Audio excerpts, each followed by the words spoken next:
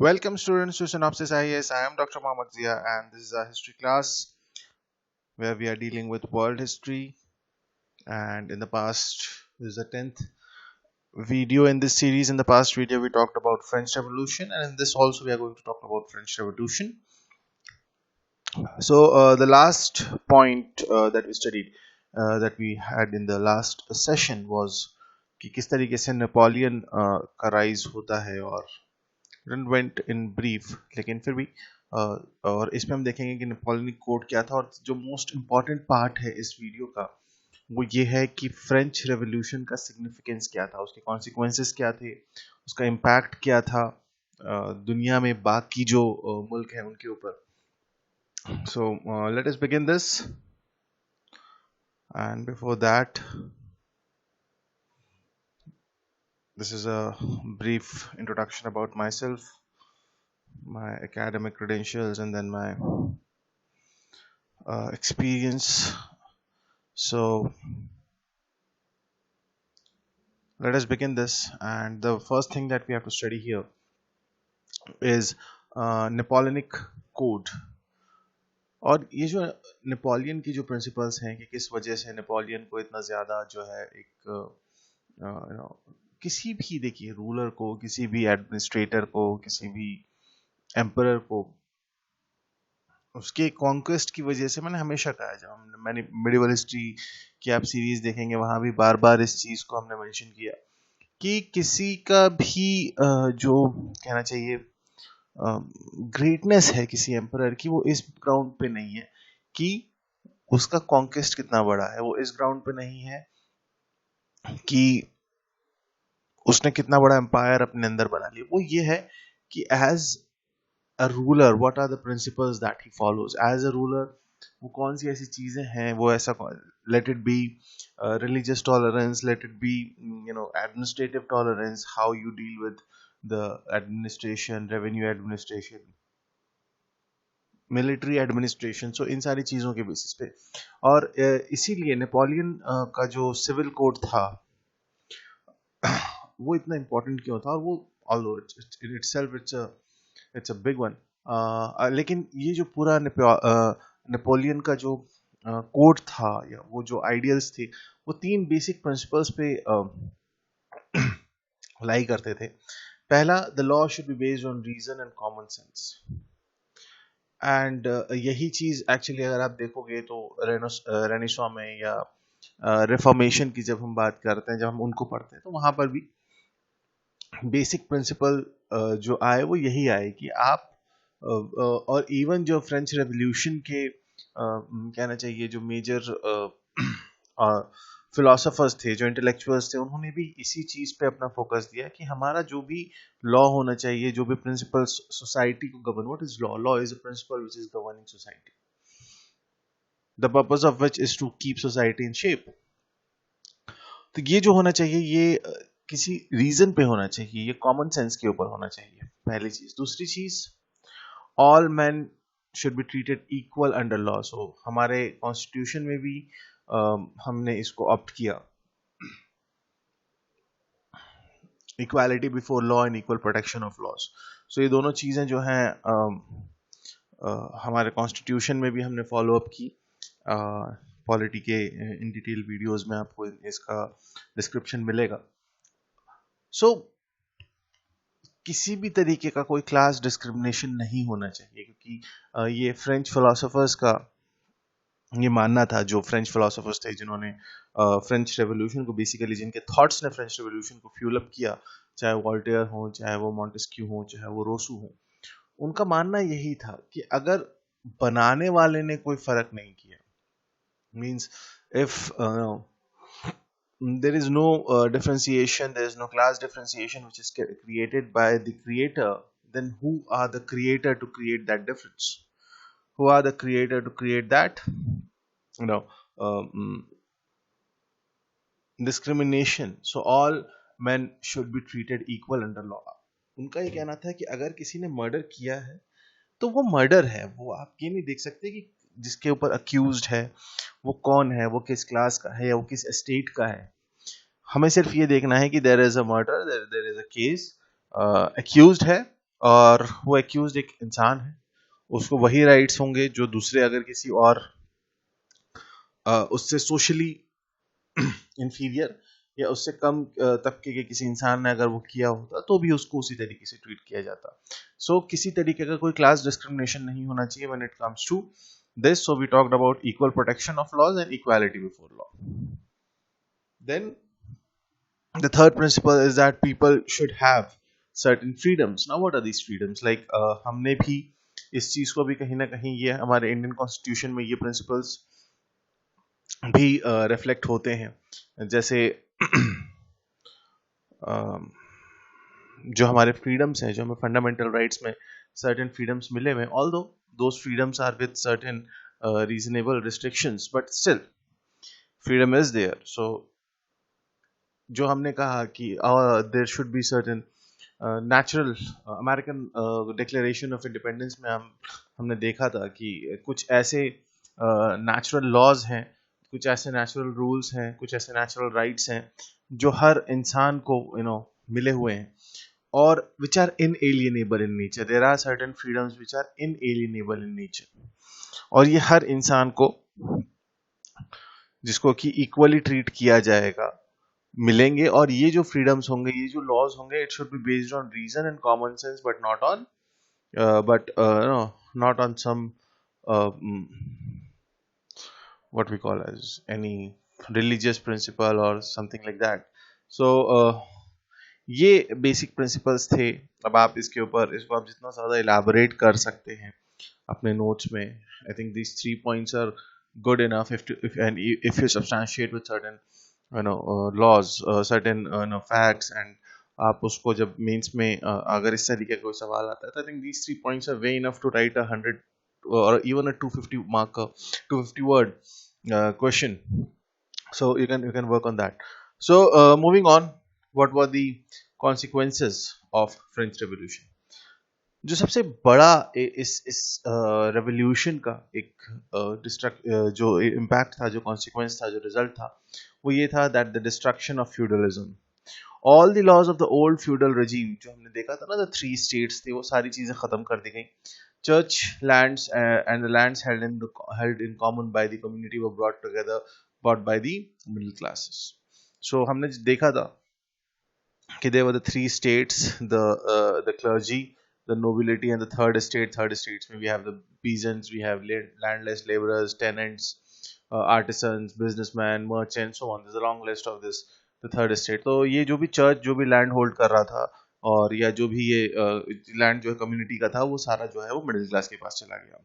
Lands of the nobles were confiscated. ये जो nobles थे, ये जो सेकंड स्टेट फॉर्म कर रहे थे, ये जो है इनके लैंड्स को जो है वो जब्त कर लिया गया था by the National Assembly or later on by the Legislative Assembly. Then the privileged class was abolished. Any kind of class discrimination, क्योंकि यहाँ पे कहा ना that all are treated equal under law. So all these kinds of stuff were abolished. But the most important, and I believe कि French revolution का जो सबसे बड़ा कंट्रीब्यूशन है दुनिया को, वो ये है, ये जो नेशन का कंसेप्ट दिया. अब इसके बाद आप वर्ल्ड हिस्ट्री में देखेंगे कि राइज ऑफ नेशनलिज्म आएगा.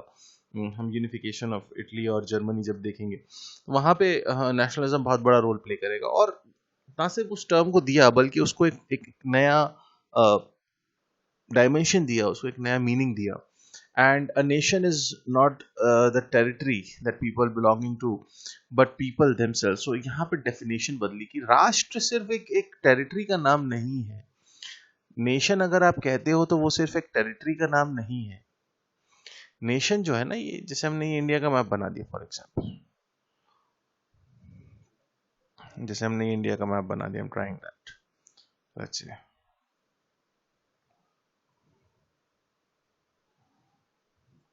और ये भारत है, तो क्या ये भारत सिर्फ इस नक्शे का नाम है? नहीं. जब तक इस भारत में जो लोग रह रहे हैं, इन लोगों से आप कनेक्ट नहीं करोगे उस फीलिंग को, इन लोगों के अंदर वो फीलिंग ऑफ फ्रेटर्निटी नहीं आएगी, वो फीलिंग ऑफ वननेस नहीं आएगी, वो आइडिया ऑफ इंडिया जब तक जो है वो परपिचुएट नहीं करेगा लोगों में, you can't call this a nation. So it is not just a nation, it is not just a territory that people belonging. But the people themselves. इसीलिए आइडियली आप देखोगे कॉन्स्टिट्यूशन में वी द पीपल को सबसे ज्यादा importance दिया गया है। एक्चुअली आपका कॉन्स्टिट्यूशन, हमारा जो कॉन्स्टिट्यूशन है, उसका जो प्रियम्बल है उसकी शुरुआत ही वी द पीपल से होती है। और आप प्रियम्बल उठाइए और प्रियम्बल की पहले 3 वर्ड और आखिरी की जो लाइन है सिर्फ उसको कंटिन्यूएशन में पढ़ लीजिए तो आपको पूरे कॉन्स्टिट्यूशन का एसेंस समझ में आ जाएगा। मत पढ़िए बीच की चीजें। You start from we the people and then you read the last line, thus hereby enact, or even leave thus hereby enact, adopt and give ourselves this constitution. We the people enact, adopt and give ourselves this constitution. Nothing to be no, उसके बाद कोई argument बचता ही नहीं है। आप बीच की सारी चीजें नहीं भी पढ़ेंगे ना और सिर्फ आप पहले 3 वर्ड और आखिरी के जो 5-6 अल्फाज हैं, enact, adopt and give ourselves this constitution, आप अगर सिर्फ इतना पढ़ेंगे तो आपको समझ में आएगा कि ये जो नेशन है इस नेशन का मतलब क्या है। और France was not merely the territories known as France, but the French people. Without people, there is no nation. And people does not mean majority. People means all the people. Then the idea of sovereignty, that a nation recognizes no law or authority above its own. And if a nation is sovereign, that means that people constituting a nation are the source of all power and authority. So, first of all, who is the supreme authority? People. Who is ruling the country? People. From where the constitution is getting its power? People. So, sovereign means no other authority. It may be a monarch, it may be anything. No one can rule it. No one is above it. So, who is at the top? It is, in a sovereign country, it is the people who are constituting that nation. वो जो लोग उस nation को बना रहे हैं वही सारी सोर्स का पावर है और वही सारा अथॉरिटी भी उन्हीं के पास है। अब वो डेलीगेशन कैसे होता है वो सिस्टम टू सिस्टम डिफर करता है। It is interesting to remember that when Napoleon became emperor and called himself Emperor of the French Republic, और ये जो रिपब्लिक है ना, एक्चुअली इसमें जो वर्ड पब्लिक है सबसे इंपॉर्टेंट है। तो फ्रेंच रिपब्लिक, जब नेपोलियन भी जब एम्परर बना तो उसने अपने आप को एम्परर ऑफ फ्रांस नहीं कहा जो किंग लुई 16 तक कहते आ रहे थे, who is the emperor of France. No, he called himself the emperor of French republic. He called himself the emperor of French Republic. And this was basically the idea, the strength of people's sovereignty. और जब people इस तरीके के sovereign, जब people इस तरीके की authority को समझने लगते हैं, जब उनको पता चलता है, जब आम जनता ये रियलाइज करती है कि हाँ हमारी पावर है क्या आखिर, वो जो एक हम अगर मॉडर्न टाइम के इंडिया से कंपेयर करें तो वो जो एक जो हम बटन दबा के आ रहे हैं ईवीएम के अंदर, उसकी पावर को हम अनफॉर्चुनेटली हमारे मेजॉरिटी पॉपुलेशन उस पावर को समझ ही नहीं पाई। आधी जनता वोट नहीं करती है, उनको लगता है कि ये जो है इट्स अनदर हॉलिडे। हाँ दैट्स ट्रू, और अनफॉर्चुनेटली इसमें पढ़े लिखे लोग ज्यादा हैं। आप देखेंगे रूरल और अर्बन एरिया की वोटिंग जो एक परसेंटेज होता है ना, उसमें बहुत जमीन आसमान का फर्क आपको दिखेगा और उसमें रूरल ज्यादा मिलेगा, क्योंकि उनको लगता है कि नहीं हमारे गांव की समस्या जो है वो शायद ये सुलझा दें। अब शहर वालों को छुट्टी का दिन लगता है, कौन जाए वोट देने, वो वाली चीज है। खैर, लेकिन उसकी वजह है ना, क्योंकि हमने कभी भी ना तो वो कभी उस चीज को समझाया गया।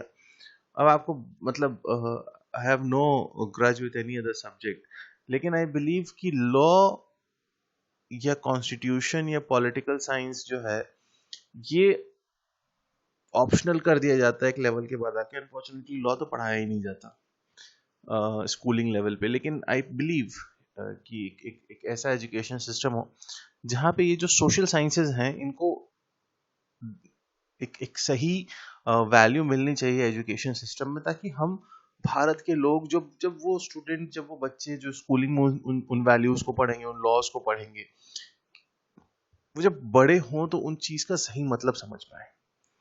वो स्ट्रेंथ समझ पाए कि ये जो पीपल सोवरेनिटी है, ये जो वी द पीपल एनसीईआरटी की हर किताब के आगे प्रीएम्बल लगा होता है दूसरे तीसरे चौथे पेज पे, और हम उसे जंप करके निकल जाते थे। Even we did that when we were in schooling. वो तो जब इन चीजों में आए तब पता चला कि इसकी इम्पोर्टेंस क्या है। So we have to, this is why, and that is a challenge, that is not a challenge but a question to you all. हम अमेरिकन रेवोल्यूशन जब हम पढ़ते हैं, अल्टीमेटली अमेरिका बिकेम इंडिपेंडेंट, या हम अमेरिकन इंडिपेंडेंस का जो movement है उसे हम अमेरिकन रेवोल्यूशन कहते हैं। फ्रेंच इंडिपेंडेंस का जो मूवमेंट था उसे हमने फ्रेंच रेवोल्यूशन कहा, लेकिन हमने भारत में कभी इंडियन रेवोल्यूशन नहीं कहा। क्यों? जवाब दीजिएगा कमेंट सेक्शन में। आगे बढ़ते हैं। The government abolished slavery in the French colony. So जो फ्रेंच कॉलोनीज थी, जो फ्रेंच ऑक्यूपेंसीज थी आउटसाइड फ्रांस, वहां पे क्या किया गया? स्लेवरी को अबॉलिश कर दिया गया। So this was the consequences. Again I repeat my question कि हम फ्रेंच रेवोल्यूशन कहते हैं, हम अमेरिकन रेवोल्यूशन कहते हैं, हम रशियन रेवोल्यूशन कहते हैं, हम आगे पढ़ेंगे। हम कभी इंडियन रेवोल्यूशन नहीं कहते। क्यों?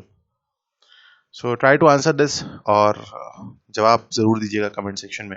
एंड आई ट्राई, हम इस पे उसी कमेंट सेक्शन में ही हम इस पे एक माइनर सा डिस्कशन इस पे कैरी ऑन कर सकें। So moving on, what was the impact? So ये तो कॉन्सिक्वेंसेस थे, लेकिन इसका इम्पैक्ट क्या था? इसका जो कहना चाहिए, इसका क्या प्रभाव पड़ा दुनिया के बाकी देशों पे? So first of all, it inspired revolutionary movements almost in every country of Europe and in south and central America.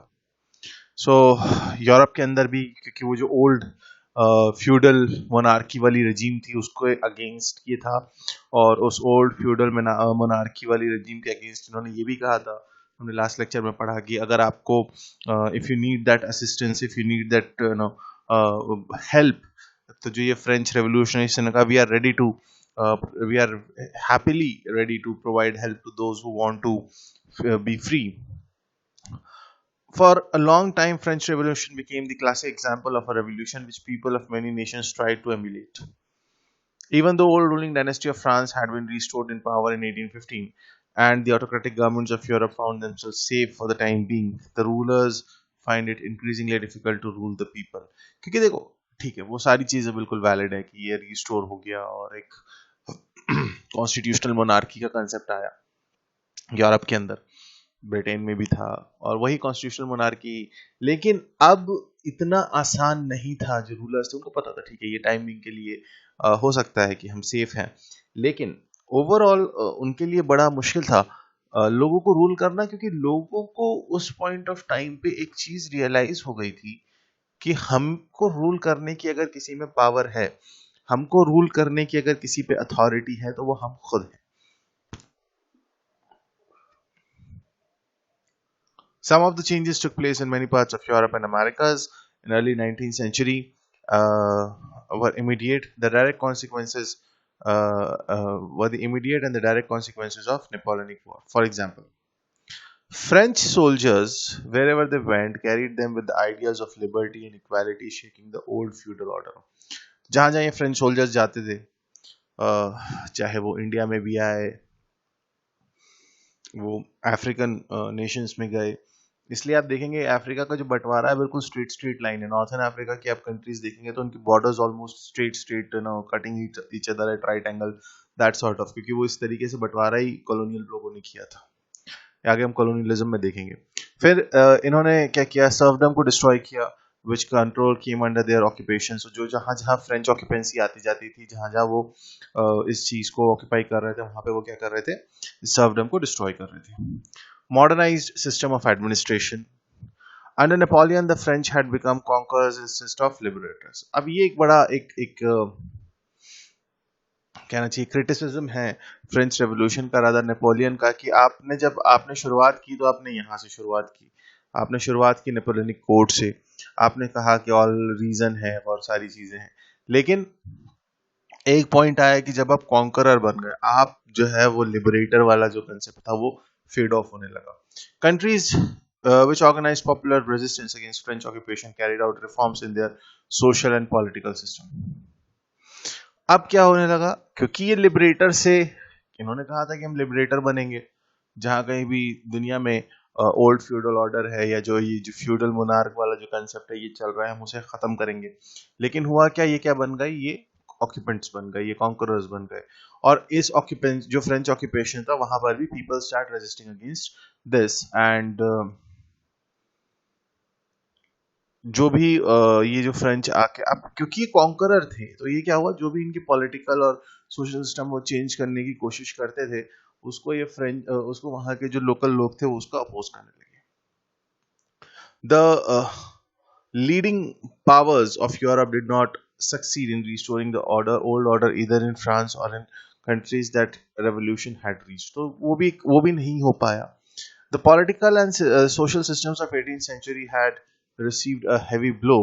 They were soon to die in most of the Europe under the impact of revolutionary movement that sprang up everywhere in Europe. So ultimately वो जो political और social system हमने पढ़ा था, वो 3 states वाला, और जो फ्यूडलिज्म था या जो मोनार्की थी, वो कहीं ना कहीं खत्म होने लगी। और ये इसका एक बहुत बड़ा इम्पैक्ट था कि ये जो राइज ऑफ नेशनहुड या जो डेमोक्रेसी है या जो इक्वालिटी बिफोर लॉ और इक्वल प्रोटेक्शन ऑफ लॉज, ये वाली जो बातें हैं ये होने लगी। So this is it about French revolution. Don't forget to give you valuable feedback and try to answer that question. So when the video will जब आप कमेंट करोगे कि why India's freedom is not called revolution, we can have a discussion over that on in the comment section. Or that's it for French Revolution. Next topic is Industrial Revolution. हम उसमें देखेंगे कि Industrial Revolution क्या change लेके आया. So we'll meet in the next lecture. Till then, have a great time. Stay safe. क्योंकि क्या वो जो बच्चन साहब आ रहा है ना आजकल फोन पे, कह रहे हैं कि कोरोना खत्म नहीं हुआ है, क्या लॉकडाउन खत्म हुआ है, वायरस नहीं. So we should take care of that also.